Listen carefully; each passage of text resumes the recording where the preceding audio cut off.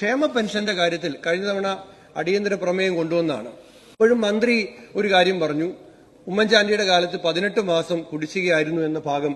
മുനീർ സാഹിബിന്റെ ഒരു ചോദ്യം 8 മാസമുണ്ട്, പിന്നെയും ആ ഗവൺമെന്റ് 10 മാസം ഉണ്ടായിരുന്നു. അപ്പോൾ മുനീർ സാഹിബ് തന്നെ അത് തിരുത്തി, ശ്രീ എം കെ മുനീർ തിരുത്തി. എന്നിട്ടും അങ്ങ് അതിൽ തന്നെ ഉറച്ചു നിൽക്കുന്നു. ഞങ്ങൾ എം സ്വരാജിന് തോമസ് ഐസക് കൊടുത്തൊരു മറുപടി ഞങ്ങൾ പറഞ്ഞു. ഞാനൊരു കാര്യം പറയട്ടെ സാർ, ഇത് വളരെ ലളിതമാണ്.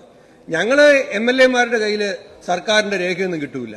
ഞാൻ ബഹുമാനപ്പെട്ട മന്ത്രിയോട് പറയുന്നു, അങ്ങൊരു കാര്യം ചെയ്യൂ, ഇന്ന് സംസാരിക്കുമ്പോഴോ അടുത്ത ദിവസമോ നിങ്ങൾ 18 മാസത്തെ കുടിശ്ശിക ഉമ്മൻചാണ്ടി വരുത്തിയത് കൊടുത്തിട്ടുണ്ടെങ്കിൽ അത് നിങ്ങൾ വന്നതിന് ശേഷം കൊടുത്ത LSDDക്ക് കൊടുത്ത സർക്കാർ ഉത്തരവുകൾ ഈ നിയമസഭ മുമ്പാകെ വെക്കണം.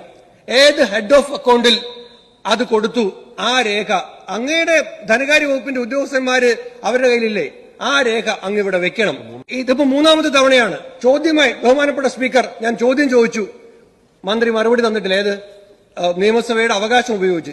ഞാനൊരു കാര്യം പറയട്ടെ, എന്തുകൊണ്ടാണ് ഇത് ആവർത്തിച്ച് പറയുന്നത്? ബഹുമാനപ്പെട്ട ശ്രീ ഉമ്മൻചാണ്ടി ജീവിച്ചിരുന്ന കാലത്ത് നിങ്ങൾ അദ്ദേഹത്തെ വേട്ടയാടി. അദ്ദേഹം ഇപ്പൊ നമ്മളോടൊപ്പം ഇല്ല. 18-ാം തീയതി അദ്ദേഹം നമ്മെ വിട്ടുപിരിഞ്ഞിട്ട് 1 വർഷം തികയാണ്.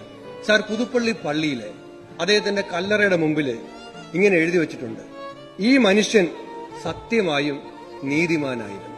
അദ്ദേഹത്തെ വീണ്ടും അധിക്ഷേപിക്കുന്നത് നിശബ്ദമായി ഞങ്ങൾ സഹിക്കില്ല.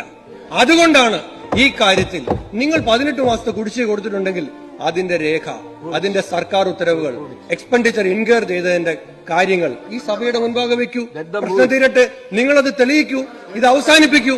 എന്നേക്കുമായി ഈ ചർച്ച, ഈ തർക്കം